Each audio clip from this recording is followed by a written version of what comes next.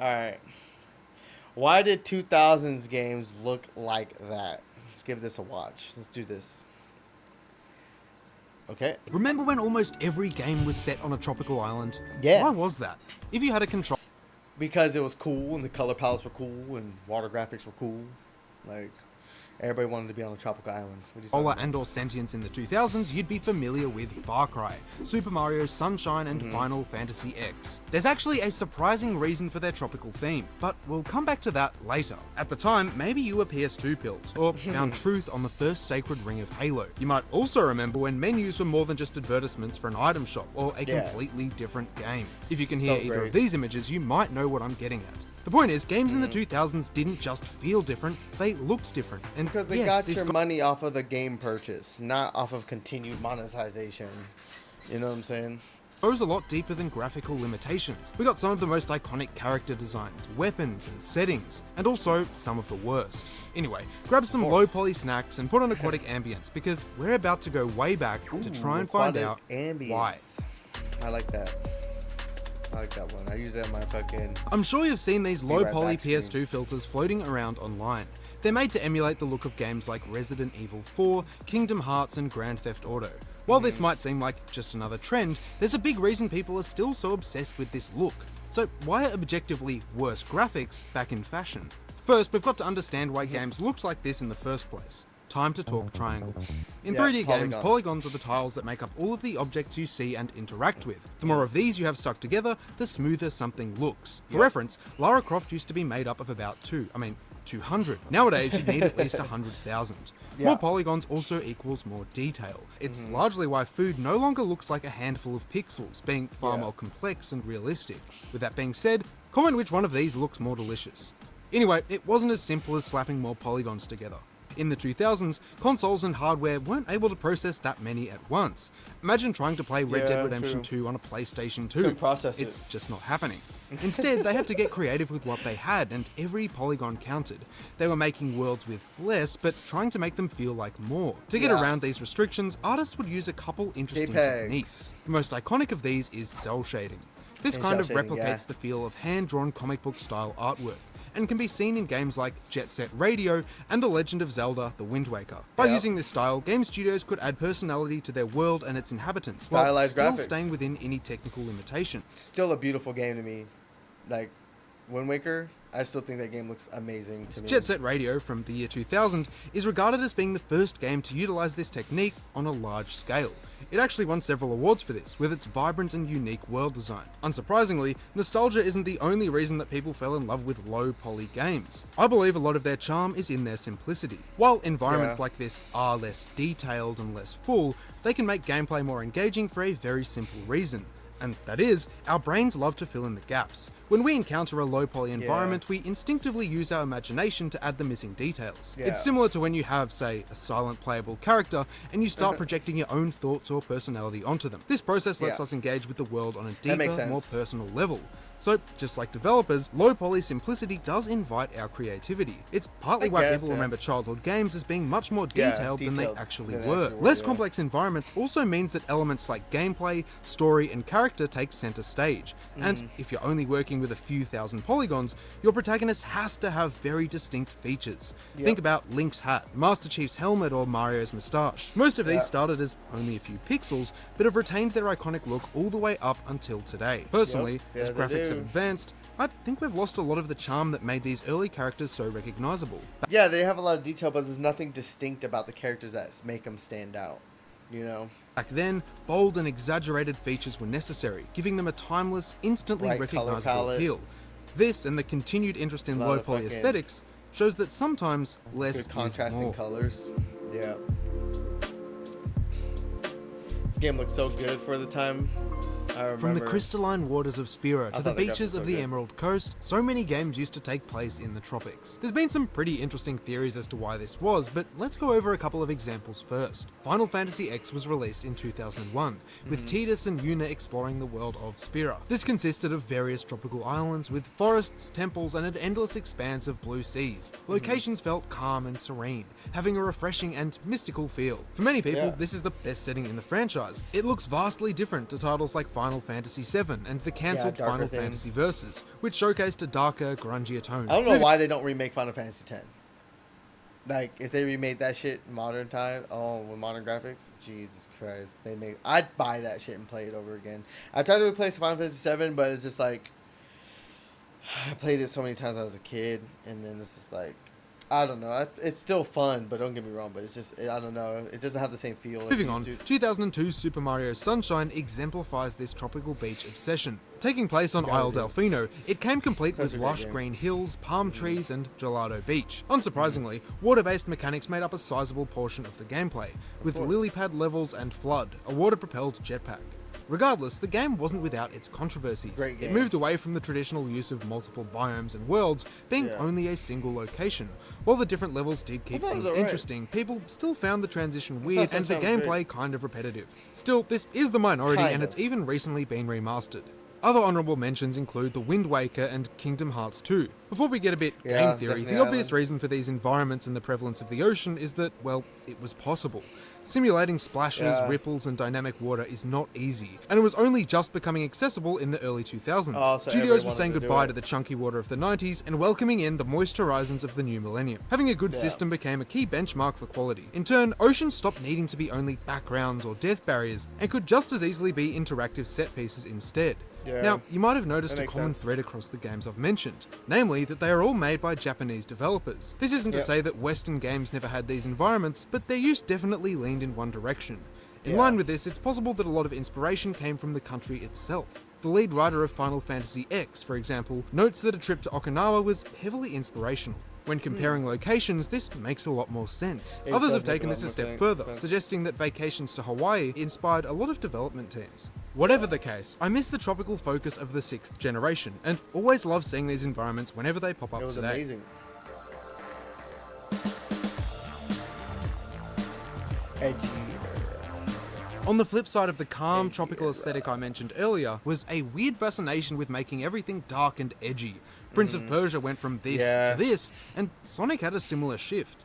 Outside of existing series, we got titles like I think a lot of things were a lot like dark and edgy. Like, it was like the fuck you era, you know what I'm saying? It's like the rebellious era, like the early 2000s. Like it was everywhere in media, like music, everything, you know what I'm saying? Like, it was super popular. Bleached and Manhunt, all sharing a darker color palette. It's tricky to pinpoint an exact time period for this, but you won't find a shortage in early PS2 titles. Almost every second box art had orange, post-apocalyptic skies in the background, with the protagonist absolutely mean-mugging in the center. The weird thing is, this wasn't just shooters or games like Mortal Kombat. Platformers were in on it as well. Jak and Daxter started the decade as a whimsical, light-hearted game with goofy characters. By 2003, Jak had a gun, a goatee, and was shooting his way through an industrial cityscape. The same can be said for Shadow the Hedgehog, which was an unexpected shift for the franchise. I mean, the menu select sound is literally a gunshot. Shadow the Hedgehog. Sonic the Hedgehog was not that good of a game. I am not gonna lie. If you grew up playing the original games on, well, the Genesis, randomly giving one of the characters guns was very out of place. Consequently, to many, it seemed like the developers were just trying to chase the trend of violently edging, coming across as cringe and inauthentic. On the other hand, some people did like this tone and the game got them into the franchise in the first place. Anyway, was there a reason for this switch? The answer is yes, but it depends on who you ask. Some people point to the fade of futurism and excitement for the year 2000. Certain events transpired at the start of the decade that stifled any optimism for the future, which definitely influenced the atmosphere of film and media at the time. Others suggest that the gaming industry was trying to come across as more mature. Games weren't just for kids, and the people who grew up playing on these consoles were becoming teenagers and adults. It made sense then to provide edgier content that looked cooler and took itself more seriously. This proved to be viable, and you can see this in the fact that an M-rated shooter shipped as Xbox's launch title. Before we dive any deeper and things get even weirder, a quick word from today's sponsor. Speaking of navigating digital worlds, it's important to make sure your own are private and secure. A big thanks to Surfshark for sponsoring this video and making this process extremely easy. No, seriously. With Quick Connect, you can hide your IP and change locations in in a single click. For all intents and purposes, I'm currently living in the UK. This allows me to easily watch shows like Top Gear, which otherwise would have been expensive, illegal, difficult, or all of the above. And no one has time for that. But the benefits don't stop there. If, like me, you're juggling work, study, and gaming, you probably have a couple devices that you'd like to keep away from prying eyes. With unlimited devices for each subscription, Surfshark has just the thing for this. One login and you can keep everything safe and private. You could be watching region-locked K-dramas on your MacBook and Canadian Netflix on your PC. If you still aren't convinced, Surfshark offers a 30-day money-back guarantee, so you can give it a spin before committing to a subscription. It's never been easier to protect your online activity. And then once your subscription starts, they're locking you in for a year for $100 or $99.99. And now is a great time to start. With code EXTRAMINT, I've secured you an extra 4 months for free. Click the link in the description to learn more.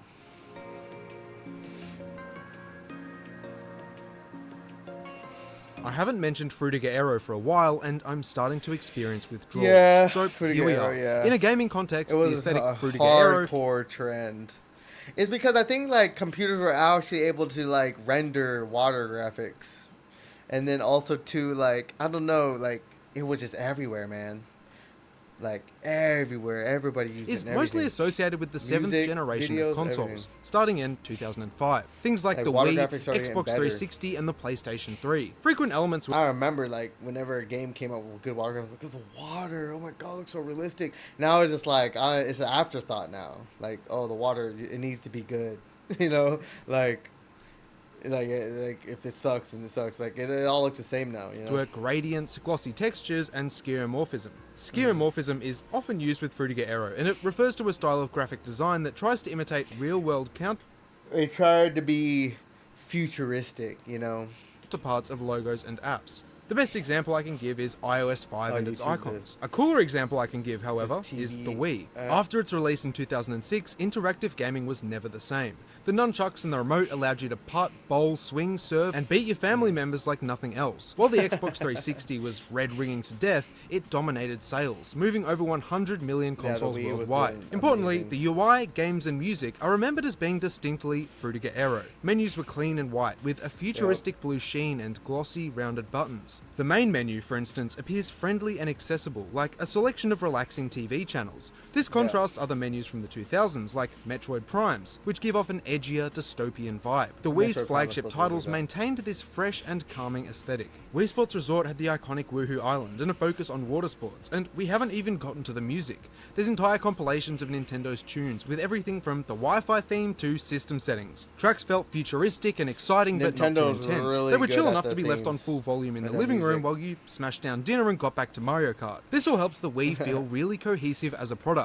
The music complemented the aesthetics and vice versa. Yeah. In fact, this styling was one of the only good things about the later Wii U. Its menus retained these design principles, and the music was just as great. We even got this selection screen as part of the Miiverse, which offers an excellent demonstration of Fruitiger Aero's glossy, rounded It really icons. does, yeah. But that's enough about the Wii. It didn't have Halo, and trying to play GoldenEye via Wiimote convinced me that I was cognitively impaired. Xbox 360, on the other hand, was where capital play G anything gamers like did that on battle. Wiimotes. Naturally, it didn't escape these design trends either. Take one look at I the was an menu Xbox screen and you'll kid. pick up on some of the same elements. The logos are glossy, easy to I navigate. went from PS2 to Xbox, and I love the Xbox 360. I was gonna get the PS3, but I'm so glad I got the Xbox 360.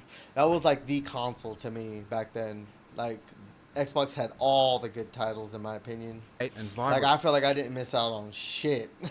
Windows Media Center stands out nicely, with a And plus, rounded green all my gradient friends had Xboxes as well too, so that also helped.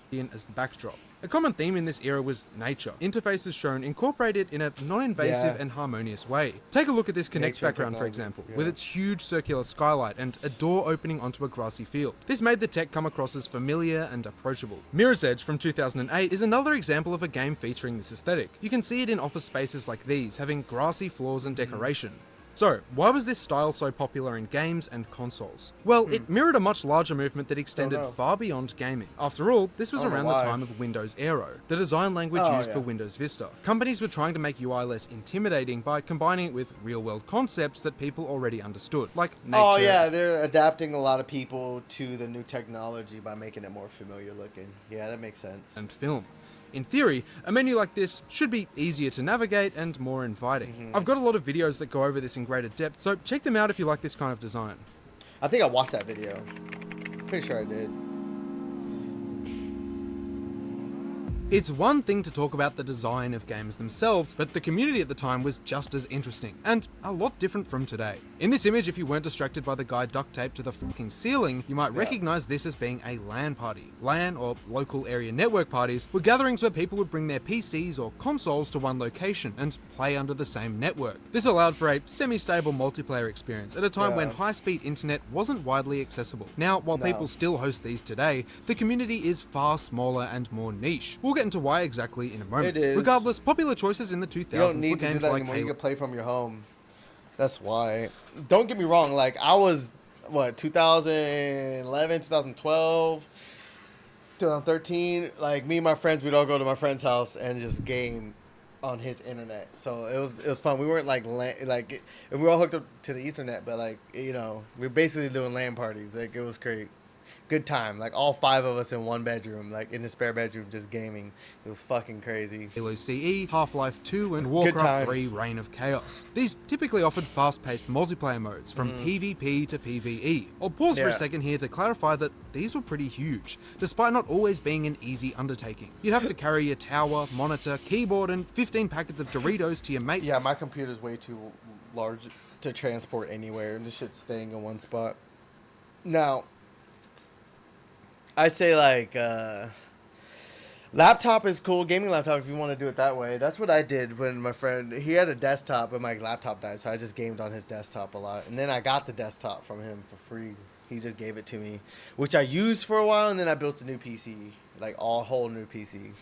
Mate's basement just to get things started. CRT monitors aren't light, which made things all the more difficult. Of course, LAN parties weren't simply small, sweaty gatherings at someone's house. Large-scale events, which have been going on since the 90s, have drawn much larger crowds. Yeah, crazy. The biggest of these is DreamHack. Like many LAN parties, it started as a small group of schoolmates. They'd play games together in the basement of their school before transitioning to larger venues as the occasion became more and more popular. By the early 2000s, they were hosting in massive arenas with thousands of attendees. This photo conveys their scale, but fortunately not the smell.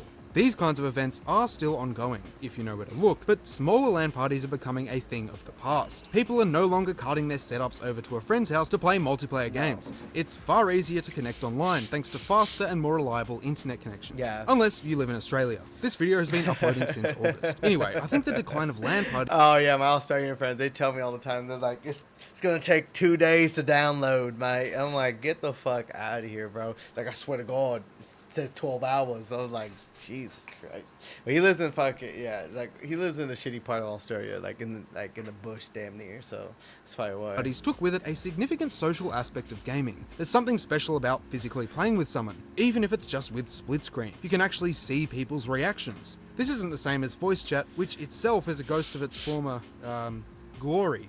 Oh yeah, in-game voice chat. Now nobody talks in in-game voice chat really. I mean, if they do, it's just straight brain rot and they get kicked or some shit. But still, it used to be insane on Xbox voice chat. Online worlds. We've already established that online gaming was in its early stages, but things were rapidly evolving. By the mid-2000s, Pandora's box had been well and truly opened. The competitive scene changed forever, and we got things like voice chat, microtransactions, and their consequences. To understand how this influenced the look and experience of gaming as a whole, it's time to go back. The year is 2002. You've just bought an Xbox from GameSpot, and on the way out you grab one of these. At home you pull out the jankiest mic known to man and a disc giving you access to a strange new subscription, Xbox Live. It might seem pretty insignificant now, but this was a pretty huge deal back then. You suddenly had a gamer tag that was the same across every game, a friends list, voice chat, and the ability to play with people all across the country with a single button. Huge. Yes, the initial selection of that games was crazy wasn't groundbreaking, but this was quick to change. As things started taking off, one series remained the center of attention. Halo. The second game had so much hype around it that it was covered in the news, having a massive midnight release and over 2 million... as big as World of Warcraft. You know what I'm saying? That shit was that and WoW was like crazy huge. I remember, man. Those were the days. Sales before the end of the day. Bungie had absolutely delivered. Like everybody had money. Like the economy was doing good. Like for the most part, like it's crazy. And you could play it on Xbox Live right out of the box. To no surprise, the multiplayer used these features well. Proximity chat made the game highly social, encouraging interaction with both your teammates and the enemy. This is all but dead today, but the high skill ceiling remained consistent. Halo 2's multiplayer had combos, quick reload, the battle rifle, and sword lunges. If you weren't good, you were in trouble, and people would let you know. Naturally, Halo 2 quickly became a staple in Major League Gaming, being the focus of tournaments in the early 2000s. It goes without saying, but Halo heavily propelled the growth of esports and earned its position in the mainstream. Over on PC, things were changing as well, and another game genre was rising through the ranks. I couldn't not mention them, so we finally arrived at MMOs. Two names come to mind, RuneScape and of course, World of Kung Fu. Oh, what? World of Warcraft. World of Warcraft dropped in 2004. It wasn't the first of its kind, but it was easily the biggest. Players flocked to Azeroth from all over the globe, peaking at 12 million during Wrath of the Lich King. It had a vast open world, engaging quest system, and robust social features. Guilds and raids, for example, fostered a sense of community that incentivized players to talk about the game and keep coming back. Going further, it created one of the earliest viral videos. Alright, thumbs up. Ready, guys? Oh yeah, Leroy Jenkins. Coming from a raid in 2005, this short clip sits at over 24 million views, and that's on a re-upload. Surprisingly, this was actually faked, and you can find outtakes online. Do this, Leroy Jenkins! At least he had chicken. RuneScape was the other behemoth of early 2000s MMOs. Released in 2001, it functioned and looked a whole lot different to World of Warcraft. You could count the number of polygons on each character and still have a couple fingers down. However, where RuneScape excelled was in its freedom. There were so many different quests, skills, it was like... I played RuneScape a lot. This is the game I really played. I didn't really play WoW. I couldn't really get into WoW for some reason. I don't know why. But I played this one. It was like the freedom to do whatever you want. You got up. I mean, you can fucking level up whatever you want. You know what I'm saying? Do whatever. Like you can work with the economy in the game and sell stuff. You know what I'm saying? You could do whatever. It was actually fucking crazy. Activities that you weren't locked down to a single. You can level up your magic, your sword. You can do whatever the fuck you want. It was very grindy. I think it's still grindy to this day. It's super grindy, but to me, it's not worth playing that. It's not worth my time playing it. But if you're a child or unemployed, the game is pretty fun. Regular path of progression. Mining, smithing, woodcutting, crafting, strength, and more were all available at launch. With other I was into crafting, mining, and smithing. That was like my thing. I didn't really get into fucking fighting or anything like that too much. I did a little bit after I like got my mining, smithing, crafting up pretty high. I wanted to get good armor, but yeah. Farming added later in the game. Another key to its success was the fact that it was browser based. You didn't need a crazy rig and a download to run this, just an internet connection and a working mouse. These kinds of games were incredibly successful in the 2000s and helped popularize a lot of the trends we see today. Unfortunately, not all of these were good ones. The rise of online games gave cosmetics another, more sinister purpose: status. It wasn't just about what looked good to you, it was about how you were perceived by other players, and companies knew exactly how to exploit this.